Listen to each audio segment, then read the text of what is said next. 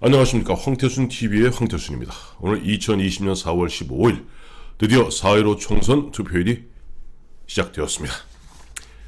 자, 오늘 제가 말씀드릴 것은 선거 때만 되면 어김없이 나타나는 선거의 유령 4마리, 선거의 유령 4마리에 대해서 소개해 드리도록 하겠습니다. 근데 선거의 유령을 소개하기 전에 한두 가지 먼저 안내 말씀을 드려야 될 것 같습니다. 지금 11시 현재 투표율은 15.3%입니다. 15.3%. 지난 10일, 11일 이틀간 있었던 사전투표, 그러니까 26.7%니까 합치면 대략 한 42%의 국민들이 투표를 하신 것으로 나타나고 있습니다. 근데 제가 이 투표를 갖다가 뭐하고 비교하고 있냐니까 지난 3년 전에 있었던 2017년 5월 9일이죠. 대통령 선거와 비교하고 있습니다. 대통령 2017년 대선은 그 당시 사전투표율이 26.1%로 이번 사전투표율과 거의 비슷합니다. 최종적으로 최종 투표율은 그 당시 2017년은 77.2%라는 굉장히 경이적인 높은 투표를 기록했죠. 이번에도 보니까 지난 20대 총선, 즉 2016년에 20대 총선이 58%였는데 아마 그거보다는 훨씬 높을 것 같습니다. 11시 현재 기준으로 보았을 때는 이번이 15.3%인데 2017년 대선은 19.4%로 지난 2017년 대선이 한 4.1%포인트가 높아요. 그렇다면 이런 추이가 쭉 저녁 6시까지 된다고 보았을 때 대략 잘하면 60대 후반까지도 가능하지 않겠는가 하는 생각을 하게 됩니다. 또 두 번째는 보니까 이건 참 여러분 꼭 한번 보십시오. 조금 전에 제 지인 한 사람이 카톡으로 보내온 건데 이 보니까 제가 사진을 따서 올리겠습니다. 지금 질병본부 명의로 코로나 재치기 재치기를 하기 위해서 뭐 손 씻는 법, 그다음에 재치기 할 때는 이렇게 옷소매를 가려라. 그런데 사진 한번 보십시오. 어떻게 되어 있나? 재치기 하면서 누가 이러고 재치기 하는 사람이 있습니까? 참 기가 막힙니다. 이러고 재치기 하는. 그걸 갖다가 그림으로 해서 지금 돌리고 있는 것 같습니다. 그러니까 1번 적어라 이거죠. 1번. 왜 차라리 이러고 재치기 하지? 참 기가 막힙니다. 또 세 번째. 제 이제 한 7, 8년 후배 중에 저쪽 정아무개 씨가 있습니다. 이 친구가 보니까 이 친구는 늘 자기가 언필증 경남 친구인데 자기는 늘 보면 오리지널 로빠라고 오리지널 로사마라고 주장하는 친구입니다. 물론 제가 봤을 땐 중도죠. 근데 이 친구가 조금 전에 카톡을 보내왔습니다. 뭐라고 했냐니까 정말로 난생 경험해보지 못했던 구국의 가슴으로 찍었습니다. 그래. 2002년에 대선 당시에 노무현 후보를 찍었던 그러나 그 이후에 지금 노무현 정권 또 현재 문재인 정부에 와서 지극히 실망하고 특히 문재인 정부 지난 3년에 대해서 굉장히 심판하겠다는 마음이 가득 차 있던 이 친구가 드디어는 저한테 구국의 가슴으로 한 번도 경험해보지 못한 그런 구국의 가슴으로 찍었다 라고 카톡을 보내왔는데 이것이 과연 이런 마음들이 오늘 6시까지 얼마나 모일지 귀추가 주목되는 바입니다. 그런 가운데 앞서 말씀드린 대로 선거 때만 되면 어김없이 나타나는 선거의 유령 4마리 소개해드리겠습니다. 첫 번째 관건 선거입니다. 교묘하게 관건 아닌 척 관건 선거입니다. 문재인 대통령 어제입니다. 어제 4월 14일 날 아직 예산도 결정되지 않고 국회에서 심의조차 되지 않은 재난지원금 일단 신청받아라. 돈 풀겠다 이거죠. 전형적인 관건선거입니다. 그러니까 지금 문재인 정부에서는 4인 가족 기준으로 해서 전 국민의 하위 70%에게 한 9조 1천억 정도를 풀겠다. 그래서 1인 가구는 40만원, 2인 가구는 60만원, 3인 가구는 80만원, 4인 가구는 100만원까지 재난지원금을 지급하겠다라고 발표했습니다만 아직 이거는 발표만 했을 뿐 국회에 아직 심의조차 되지 않은 내용인데요. 여기에 대해서 미래통합당 황교안 대표는 이렇게 얘기했죠. 야, 그렇게 그 70% 정하지도 못하는 그런 하지 말고 묻고 따블로 가겠다. 그러니까 가구당 뭐 40만 원, 60만 원, 80만 원, 100만 원 이렇게 주는 것이 아니라 국민 1인당 50만 원씩 전체 한 25조 가량의 예산을 들여서 재난지원금을 지급하도록 하겠다. 가능합니다. 황교안 대표가 묻고 따블로 하니까 뒤늦게 민주당에서도 나도 하고 나왔죠. 70% 정하기 골치 아프니까 뭐 전 가구에 얼마씩 나눠주면은 50만 원씩인가요? 전 가구에 뭐 얼마씩 나눠주면은 한 13조가 든다. 그러니까 전 가구에 13조. 그러니까 아까 말씀드렸던 정부 안대로 뭐 40만 원, 60만 원, 80만 원, 100만 원 그렇게 하다 보면 한 13조 풀겠다는데 이것은 앞으로 오늘 총선이 끝나고 국회에서 심의할 부분인데 문재인 대통령은 아직 국회에서 심의조차 되지 않고 그 규모도 결정되지 않은데 일단 신청부터 받아라. 즉 하위 70% 찍어라. 뭐 이런 얘기겠죠. 이 비슷한 얘기가 2000년에도 있었습니다. 2000년 4.13 16대 총선인데요. 그때도 선거 3일 앞두고 4월 10일 날 발표했습니다. 이번 6월 13일에 김대중 대통령과 북한의 김정일 국방위원장 간의 남북 정상회담 열립니다. 그러니까 민주당 지지층은 와 뭉쳐서 표 결집했죠. 그런데 DJ 측에서 바랐던 대로 그렇게 되지 않았어요. 왜냐하니까 당시 이회창 총재가 이끌던 한나라당 보수들도 확 결집을 합니다. 이 뭐하는 장난이야? 결국 그래서 4.13 총선, 16대 총선은 한나라당의 승리로 귀착됩니다.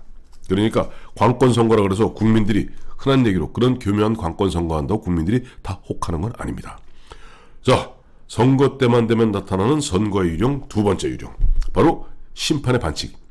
교묘한 심판의 반칙입니다. 무슨 얘기냐고요? 저 광진에서 지금 오세훈 고민정 치열하게 붙어 있습니다. 근데 어제 광진구 선거관리위원회가 아주 이례적으로 오후에 보도자료를 냈습니다. 고민정 후보와 고민정 후보의 선거사무장 등 3명을 검찰에 수사 의뢰했다. 왜? 고민정 후보는 그 광진구 자치위원회 명의를 갖다가 도용한 거죠. 그러니까 그 자치위원은 그렇게 내가 고민정을 공개적으로 지지한다고 얘기한 적이 없다고 합니다. 또 자치위원은 특정 정당이나 특정 후보를 갖다가 지지할 수 없게 되어 있습니다. 근데 이 고민정 후보는 그 자치위원이 자기를 갖다 지지하는 듯 선거 공보에다 그걸 실어서 9만 명 가까운 9만 가구 가까운 그 각 세대의 선거 공보로 배달한 겁니다. 그런데 이 문제를 갖다가 지난 4월 8일 그러니까 일주일 전이죠. 오세훈 후보 측에서 이건 문제 있다. 이건 첫째 하지도 않은 자치위원회 그런 말을 갖다가 그것도 거짓으로 공보에 실어서 유권자에게 돌렸다면 이거는 심각한 선거법 위반으로 흔한 얘기로 나중에 고민정이 가령 당선되었다 할지라도 이것이 당선이 무효될 수 있는 그런 심각한 선거법 위반이다 문제 제기했는데 광진구 선거관리에서는 무려 그걸 6일을 뭉개고 있었어요. 전형적인 편파적 심판, 반칙의 심판이죠. 그러다가 선관위 그래도 뭐가 캥기는 게 있죠. 혹여라도 나중에 보면은 자기들이 아무것도 안 했다는 것이 들통나면은 선관위가 흔한 얘기로 광진구 선관위에 묵사발이 날 수 있거든요. 그러니까 뒤늦게나마 검찰에 수사 의뢰했다라고 면피성 발표를 한 겁니다. 바로 선거 때만 되면 나타나는 사실상 이것도 사실상 관권 선거죠. 심판이어야 할 선관위가 한쪽의 발목을 잡고 한쪽엔 발목을 잡는 이렇게 막는 척 하는 그런 반칙의 심판 이번에 어김없이 나타났습니다. 세 번째는 금권 선거입니다. 매번 선거 때마다 막걸리 선거, 고무신 선거 참 유래도 깊고 역사도 깁니다. 이번에도 보니까 종로에서 어제 황교안 후보 측에서 이낙연 후보를 갖다가 종로경찰서에 제3자 기부회의 등 선거법 위반 혐의로 고발을 했습니다. 얼마 전에 저희가 황태순 TV에서 다뤄드렸습니다만은 이낙연 후보는 세운상가에서 30명가량 모여있는 가운데 1시간 반가량 거의 참석을 했고 그 자리에서 참석한 사람들이 40만 원 상당의 밥을 먹었고 이것은 선거법에서 강하게 규제하고 있는 전형적인 제3자 기부행위다 라는 보도가 나갔습니다. 그런데 어제 그저께 나왔죠. 그 보도가. 이낙연 후보 측에서 이렇게 얘기하고 있어요. 아니다. 그거는 뭐 상인들 모임이 아니라 그냥 뭐 인문학 공부 모임인데 거기 그냥 후보님이 가셨을 뿐이고 거기에서 20만 원 정도 가량 밥값이 나온 것으로 아는데 각자 참석자가 각자 출연해서 낸 것이다 라고 얘기했는데 처음 보도된 바에 따르면 이것도 말이 나중에 말이 점점 바뀌어요. 뭐 처음에는 뭐 어쩌고 저쩌고다. 계속 말을 만드는 거죠.